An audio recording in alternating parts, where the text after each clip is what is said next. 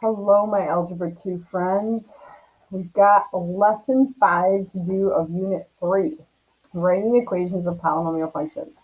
So, you graphed. I gave you a bunch of information and characteristics of a polynomial. You deciphered them all and you graphed them.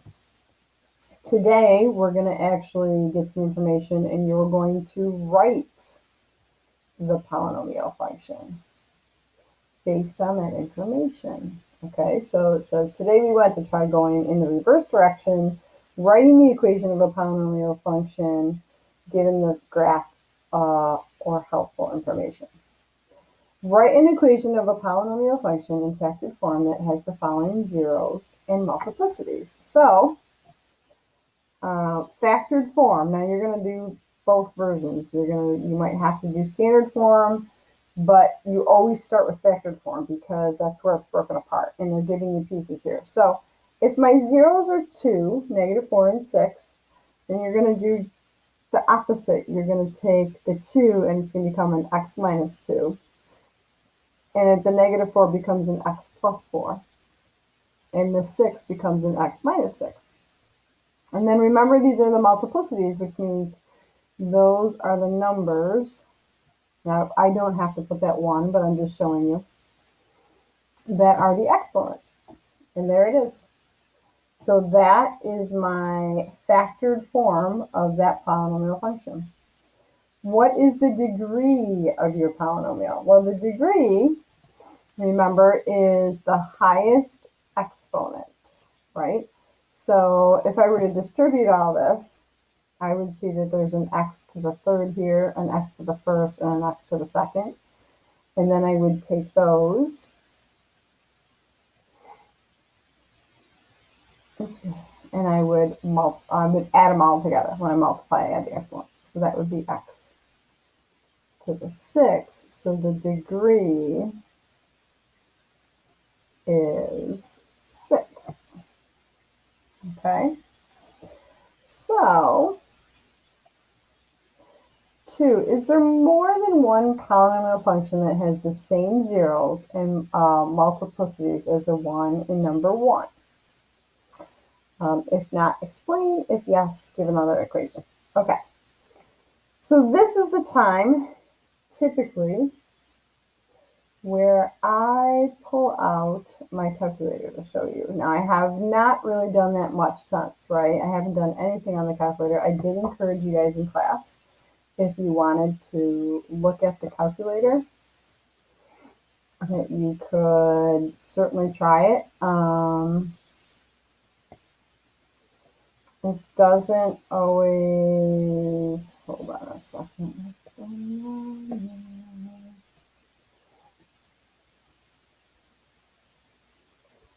All right, let me try it this way. It's not working. A lot of times when you put it in your calculator, it doesn't always like show it very easily. So I haven't really encouraged you guys to do that.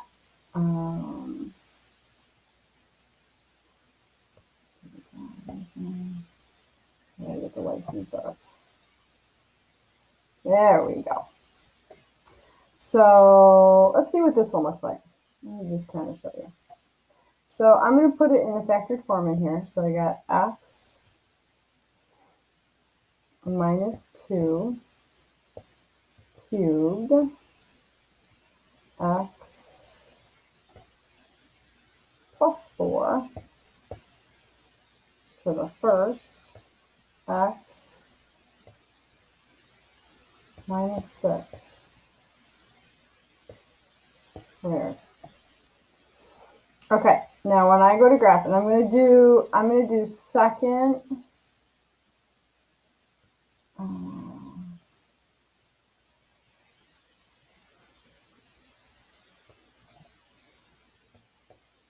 going to check a couple things here.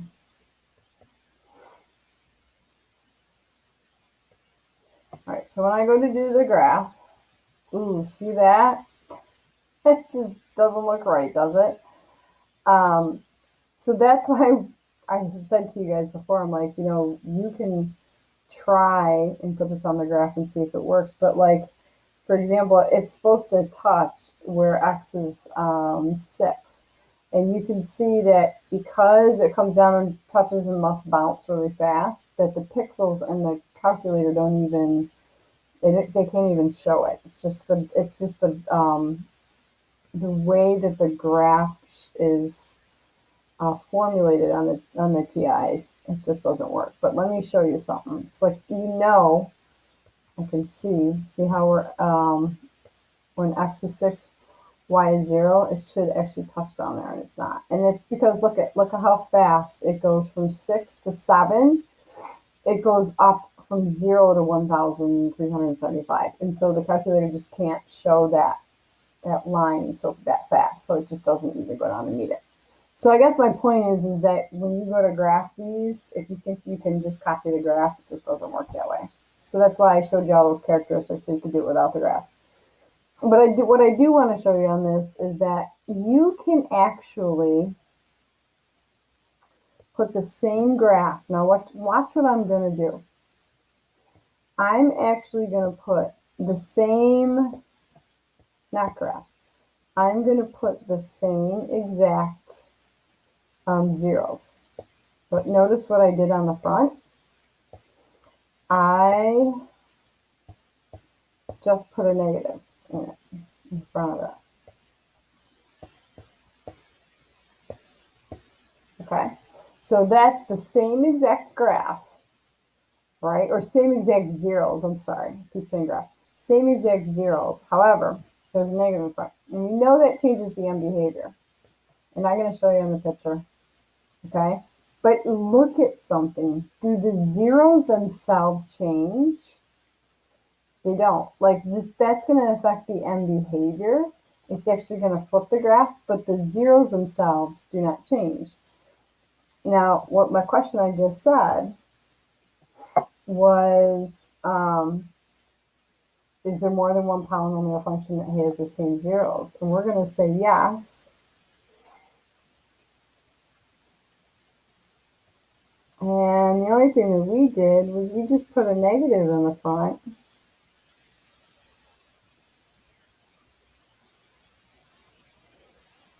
And it actually changes our graphs. And if you can think about, like, how did we do this the other day? Remember that we did 2, 1, 2, 3, 4.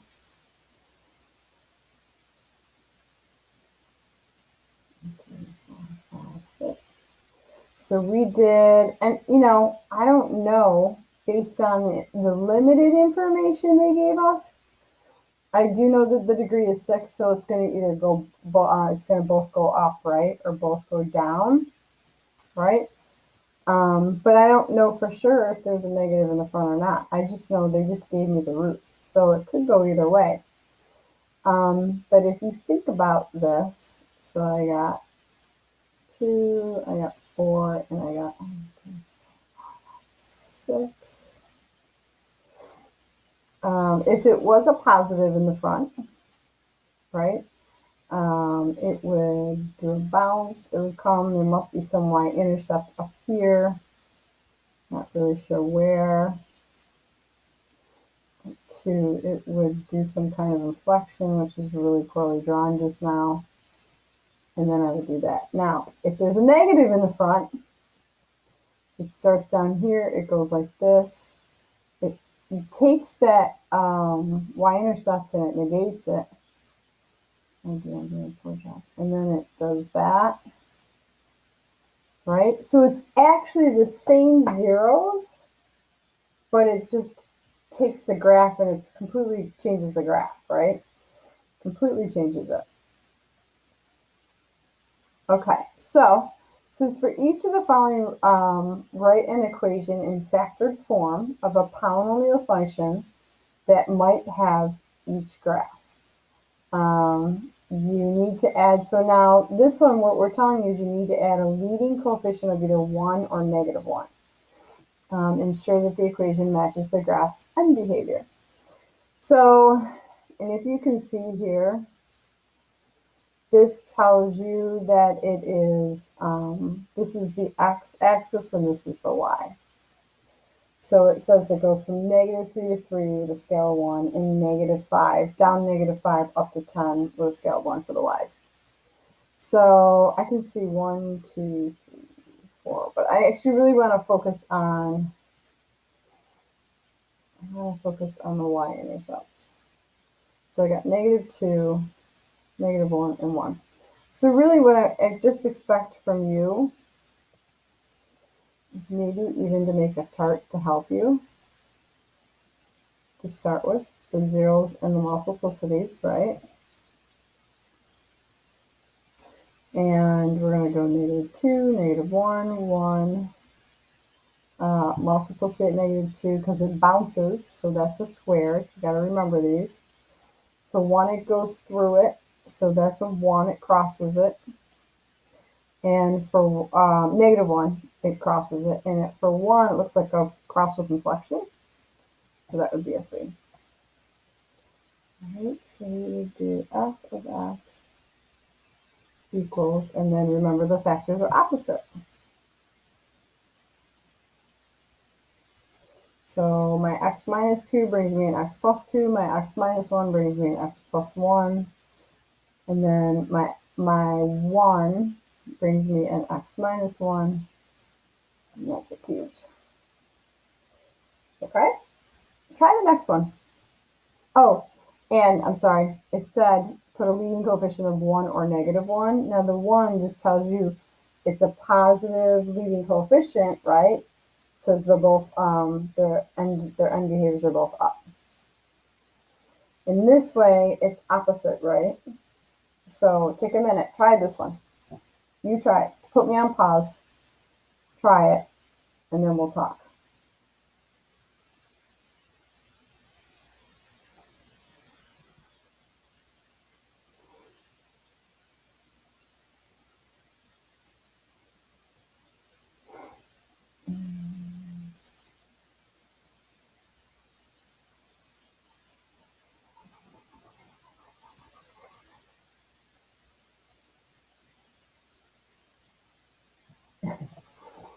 Come here.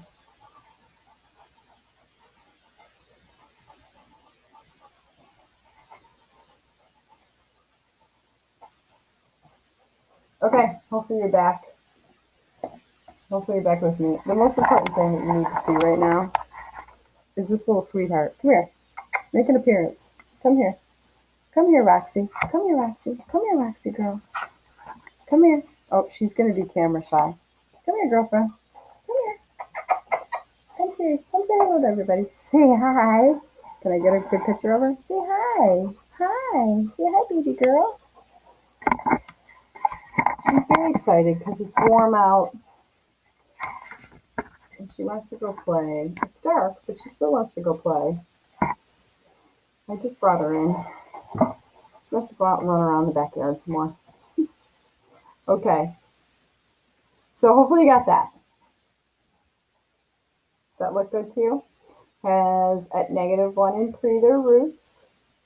It crosses at 1. It bounces at 3s. There's 2. And then the most interesting part that you got to remember is the most important part, I think, that you easily forget is that it's opposite, right? So if it's positive, it starts down and goes up, right? If it's negative, it starts up and goes down. So you got to get those, you got to make sure those are straight for yourself. Okay, try one more.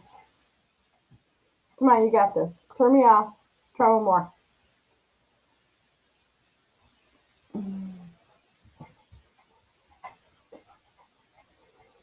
Roxy, where are you going?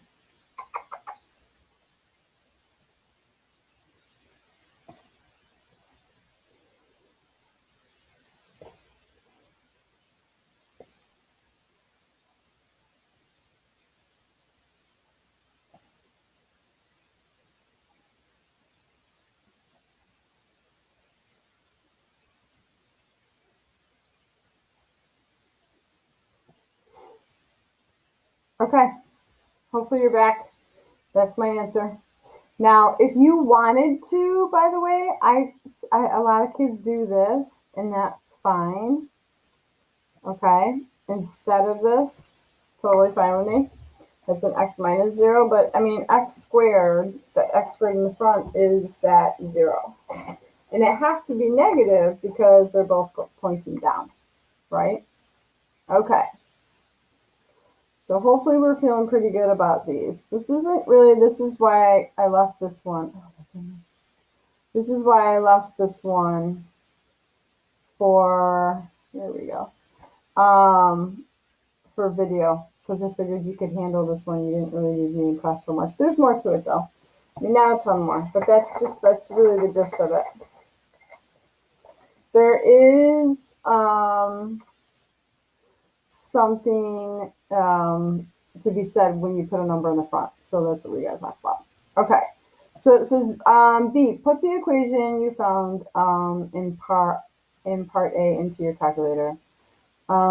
Is the 0.19 part of it? You know what? I'm going to say don't even worry about these right now. It's okay. Don't even worry about those right now. Let's focus on this part. Okay, so there are infinite number of functions that can be written that have the same roots as their function. The transformation that you can do is a function without changing its roots is called a vertical stretch or compression.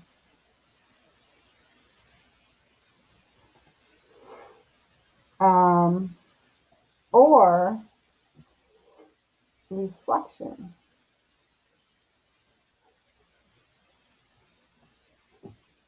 Over the x-axis. So you just saw that. Reflection over the x-axis is if you put a negative in front, right? Because then it turns from both going up to both going down. Or opposite changes, right? Okay, so consider the graph of a degree 5 polynomial shown to the right with the following x-intercepts. Write a formula. Okay, so we're going to write a formula.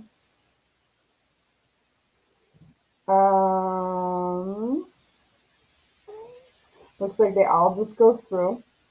So I got an x plus 4 with a degree, or with an exponent of 1, and x plus 2, exponent of 1, x minus 1, x minus 3, and an x minus 5. Now B says write possible function that could represent this graph using what we call a compression. Okay, so now I said it, but I didn't really go into it. A compression, what it does is it takes the graph and it shrinks it. So it doesn't go up as fast. A vertical stretch would literally be like this. It would be like a rubber band. So if you think about when we did quadratics way back in Algebra 1, okay, here's an example of it. So let's say that I have a root of 0, 0. If I put a number, so this is y equals x squared. If I put a number in front of the x squared that's greater than 1, it actually goes up faster. So like this could be y equals 5x squared, right? That's called a stretch. If I put a number between 0 and 1, so let's say I put a half in front of it, that's a compress. So what the compression does, I should have changed the color, sugar. So what the compression does is it's almost like you sit on the polynomial and it flattens out, right? So it slows it down. So that's a compression. So the compression is when the lead coefficient is between 0 and 1, right? And then the stretch is when the lead coefficient is greater than 1. Okay, so the lead coefficient is going to be greater than 1. So write a possible function that could represent the graph of the function of compression. So you'd stick a 1/2 in the front. The roots will be the same, right? The roots still here are the same. Haven't changed that at all. That's why they say there are infinite, if you read that above, There are infinite number of functions, infinite number, that could be written as the same root. So I could pick any number I wanted between the number 0 and 1. It's going to look, the graph's going to be different than the original blue one, but it'll just be a compression. It will go up slower because you're taking half. Or I could take a quarter, I could take a third, right? Or I could take 0.001, right? Anything between 0 and 1 is you're slowing it down, okay? Is how fast it goes up. So as x increases, y increases, but it's just going to go a little bit slower. Then I've got, it says write one that is a stretch. All right, well, a stretch I just said is when it's greater than 1. So I could just put a 2 in front, or 3, or a 20, or a number of different possible numbers there. This is a long one. Maybe is that right? Yep. Okay, so yep, 2 positives and 3 negatives. Yep. So that's going to be your stretch if this number is greater than 1. And so I would typically, and I'm not going to waste your time now, but I would expect you probably, if we had time in class, I would have had you put in, you know, this would be your y1, this would be your y2, and this would be your y3, just so you can kind of play around with it a little bit. I'm trying to keep these videos short for you, so don't want to hold you up, because I think that's where you kind of tune out on me. But I would probably do that just so that you could kind of see, right, the differences there. Okay, so 7 says write an equation of a polynomial function f of x in standard form with the roots, each with a multiplicity of 1. So this is where I want to make sure that we get a little practice in. That's where I wanted to end it so that we have this. Okay, so I've got all these roots, right, with a multiplicity of 1. So I've got x plus 1, x minus 2, and x minus 3. Okay, the factors are opposite of the roots, but they want it in standard form. So I will tell you right now, if we give it to you on the test, and you keep it in factored form, if I say put in standard form and you don't have it in standard form, you lose quite a bit of credit for it. So make sure that you're following the directions, and then if it says standard form, you actually do that. So standard form means that I got to actually distribute, right? So I'm going to start with x plus 1 and x minus 2, and I'm going to come over here, and I'm going to do one of my favorite boxes. And I'm going to get an x squared, an x, a negative 2x, and a negative 2, and then I'm going to put these together, and I got x squared. Negative 2 plus 1 is negative x minus 2. And then, so that it was the first two. And then I've got that function and x minus 3. So I get x cubed minus 2x minus 2x squared, I should say, minus 2x minus 3x squared plus 3x plus 6. I'm not sure that I did that right.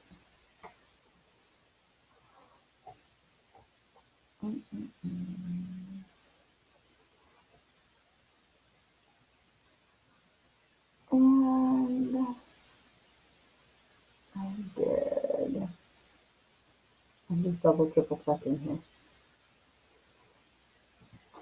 That. Yeah, I felt like something was wrong. Hold on. I think you saw it. Something wasn't jiving up here with my. Let's try that. Something wasn't driving up with what I wrote down on my paper. How about negative x times x is negative x squared? Who knows why I put a 2 there? I'm not sure. Okay, and now we're going to combine like terms. This is why I have an answer key next to me, so that when I'm doing these later in the evening, it's not really that late, but I guess it's after 9, but still it doesn't feel that late to me. Negative 3x squared minus x squared is negative 4x squared. And then 3x minus 2x is x plus 6. And that looks much better. How's that? Okay. So that, my friends, is factored form. So now it says write the equation of function g of x with the same roots but has different end behaviors than above. So if it's got different end behaviors than above, then that means that I have to put a negative in the front of it, doesn't it? Because, and I have to do it like this, by the way. I can't just stick a negative on the x cubed because then it changes everything. It changes all the roots, possible roots then too. So I've got to, if I'm going to change the end behaviors, I got to stick a negative in the front and I have to distribute it on through. So, oops, we're going to call that g of x, I think we said. Jeez, Mrs. Reese, get it right. There we go. Okay. Let's sketch it. It says make sure it passes through the x, y, the x-intercepts and the y. Let's do that. Which one do they want us to sketch? They want us to sketch the g of x1. Okay, so when I plug this one through, now this is y right here. You have to put it through the whole thing.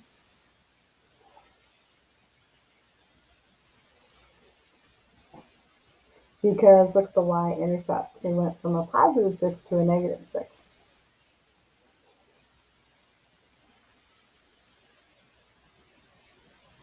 I'm just triple checking myself here. Okay, so I've got 1, 2, 3, 4, 5, 6. Stop. Remember, I can go back to those roots I had before. I had a root of negative 1, a 2, and a 3. Negative 1, a 2, and a 3 is going to be tight. It's going to be tight. Okay, and I have odd. So that means that it's going to be opposite and it's negative. So it starts up here and it goes down here. And they're all multiplicities of 1. So, oh my goodness, already we're starting. I gotta make it bigger. So it's going to come here. I'm going to go through here. I'm going to do that. I'm going to twist around. And there it is. Ooh, that wasn't too bad. I got it. It wasn't bad. Let's get rid of my stars so you can see that. Nice and pretty. Looks good, right? And if you wanted to play around with like that multiplicity or the stretches and compresses a little bit more, remember you can come up here and instead of just a negative, you could put like a negative 4 and see what that does, so on and so forth. Okay. And then you can pop that in your calculator and see that those roots will still be the same, but the graph's going to look different. It's going to, with a negative 4, it's going to stretch out a lot more. All right, that's all I got for you. Thank you for being patient and letting me entertain you with my dog. Hope you got that. You've got one more video. The intro to lesson 6 is like actually short. It's just that it's a long video. So I'm gonna let you guys, like, you're just gonna watch it. You're not gonna have to do anything as far as homework goes tomorrow afternoon. Okay? You just watch part of it. And then you're good. Okay? Have a good one. We'll see ya.